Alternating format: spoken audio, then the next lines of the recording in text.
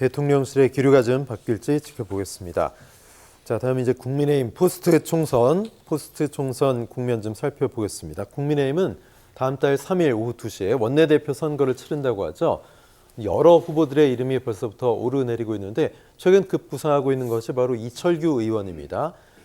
이 의원 인재 영입된 당선인들과 조찬 행사를 가졌죠. 마치 무슨 세를 불리기 위한 과시 아니냐 이런 관측도 있었는데 또 일각에서는 이철규 의원이 상당히 과소평가된 부분이 있고 또 오해받는 친윤, 찐윤 이런 오해를 받는 부분도 많다 이런 주장도 있는데 박 교수는 어떻게 보세요? 이건 제 목소리가 아니라요. 네. 조혜진 후보의 목소리입니다.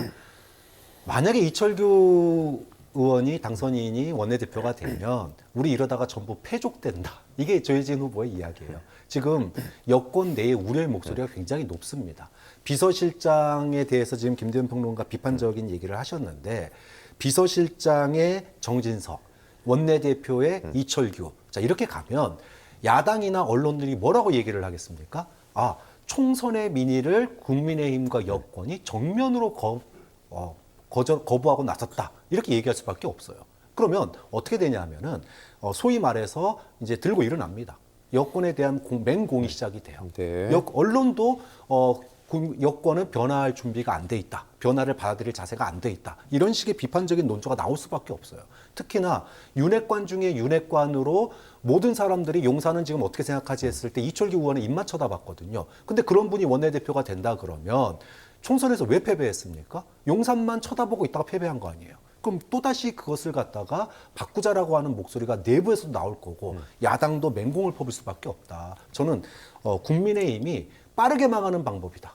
저는 천천히 망하는 방법, 그러면서 다음에 변화를 노리는 연착륙을 내야 되는데 지금 친윤이 어려울수록 단일 대우를 갖춰야 된다 이러면서 뭉친다면 연착륙은 고사하고 경착륙으로 오히려 더 레임덕을 가속화시킬 수 있다. 이런 우려가 당 내부에서 나오고 있다는 것도 좀 알아뒀으면 좋겠어요. 네, 당 내부에서도 또 친윤이냐, 친윤이 죄는 잘못은 아니지 않느냐 이런 엇갈리는 반응도 있는데 이철규 의원 말고도 4선이 된 이제 김도읍, 박대출, 이종배, 김상훈 이런 분들 얘기도 나오고 있고 또 송석준, 이양수, 김성원, 추경호 의원 이야기도 나오고 있습니다. 또 아예 그냥 신진급 인사를 좀 원내대표 올리는 게 어떠냐 이런 얘기도 있고 신진급들은 좀 어려울까요? 어떻게 보십니까? 초재선이 지금 집권여당의 원내대표를 한다는 것은 쉽지 않죠. 네. 현실적으로. 저는 그래서 이 인천 미추홀인가요? 윤상현 의원 정도가 네네. 수도권의 민심을 대변한다라고 해서 그 기치로 당대표가 아니라 원내대표를 하는 것도 나쁘지 않겠다는 생각을 해봅니다.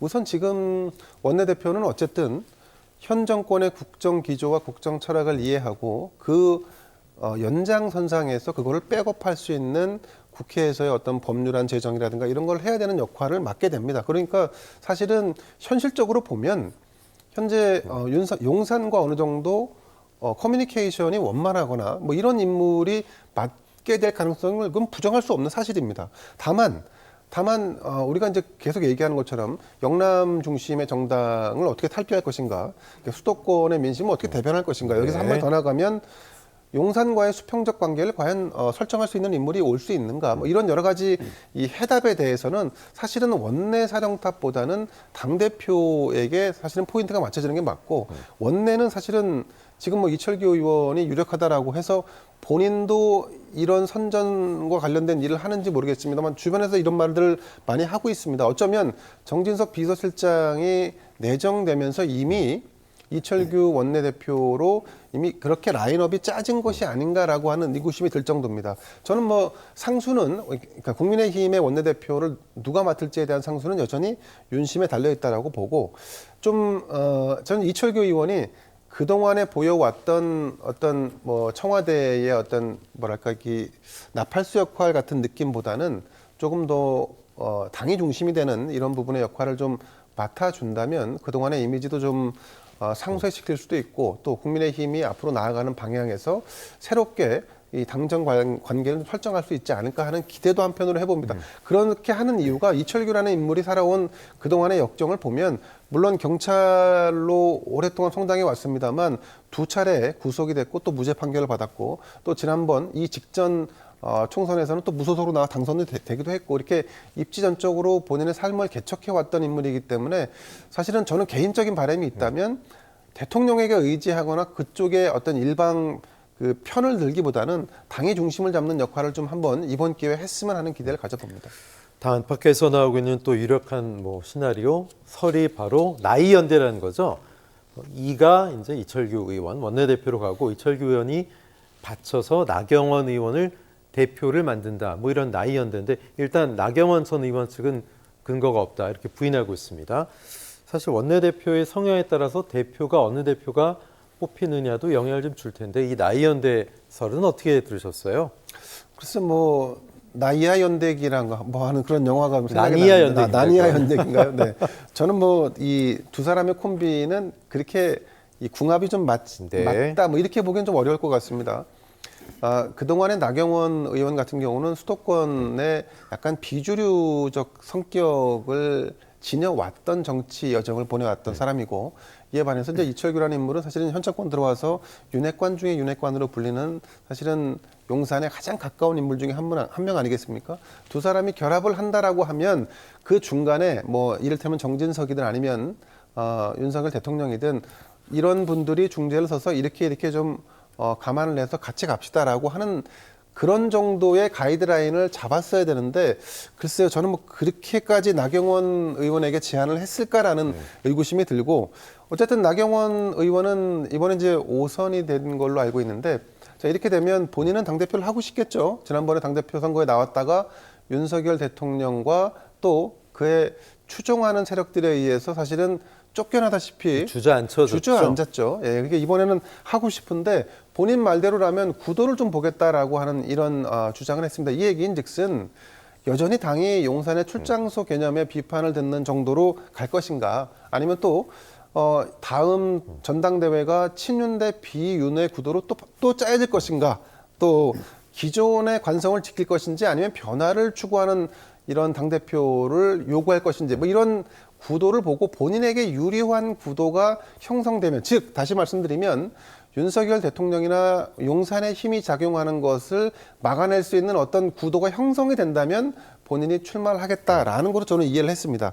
자 그래서 저는 나경원 원내대표가 나경원 의원이 하는 것도 괜찮다라고 보는데 그렇게 될 가능성이 높은 이유는 현재 윤심을 반영할 만한 이 당내에 마땅한 대권 주자가 보이지 않는다는 점에서 나경원 의원의 차기 당대표 선출 가능성은 조금씩 높아지고 있는 게 아닌가 이렇게 봅니다. 네, 총선에서 정부 여당이 큰 패배를 했기 때문에 이 정부 여당의 당대표라는 자리가 상당히 좀 부담스러울 수 없는 그런 시기이고 그런 자리일 수밖에 없습니다.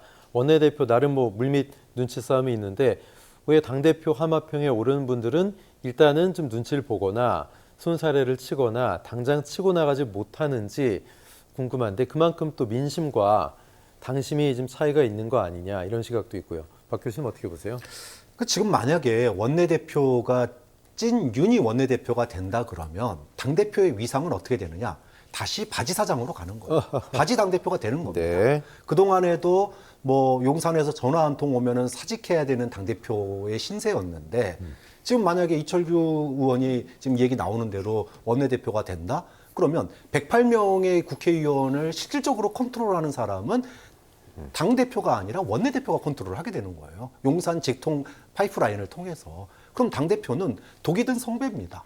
무늬만 당대표지 실제로 당에 뭔가 큰 역할을 할 수도 없을 뿐만 아니라 특히 여권은 이 소위 말해서 무한 책임을 져야 되잖아요. 그럼 인기 낮은 용산을 갖다가 무조건 쓴소리만 네. 할 수는 없는 거 아니에요. 그러면 때로는 용산을 갖다가 방어도 해야 되고 또 비판의 수위도 낮춰야 되고 이러는데 참 잘해도 욕먹고 못해도 욕먹는 자리지만 네. 못할 가능성이 더 높다는 거예요. 실리도 못 챙기면서. 반면에 찐윤이 장악한 원내대표는 어떻게 되느냐. 지금 당선인의 대다수가 영남권입니다. 그러면 이 영남권 의원들이 똘똘 뭉쳐서 지역으로 예산이라든지 또 다음에 자신들이 현역으로 있으면서 다음 2년 뒤에 또 지방선거가 있잖아요. 지방선거 공천권까지 서로가 네. 공생 관계를 맺기 때문에 당대표가 그렇게 인기 있는 지금 자리가 될 수가 없는 거죠. 네.